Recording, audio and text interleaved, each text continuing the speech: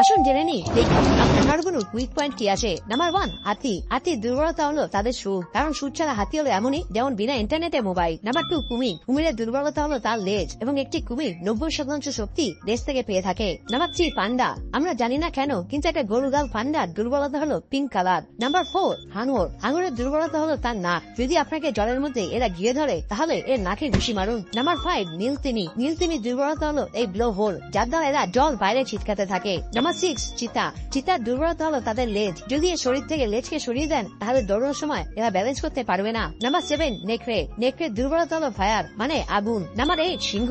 সিংহের দুর্বলতা হলো তার দুটো চোখ। যদি আপনার কুলনি সিংহের সামনাসামনি হয় তাহলে তার চোখে খোঁচা মারুন। Number 9, penguin. পেঙ্গুইনের উইক পয়েন্ট হলো তাদের পেট, কারণ এরা তাদের 90% কাজ পেটের দ্বারাই করে থাকে। নাম্বার 10, কচ্ছপ। কচ্ছপের দুর্বলতা হলো তাদের সেল। যদি একবার উঠে যায় তাহলে বেচারা কচ্ছপ আর সোজা হতে পারে না। এবার মানুষের দুর্বলতা কি আমাকে কমেন্ট করে অবশ্যই জানান।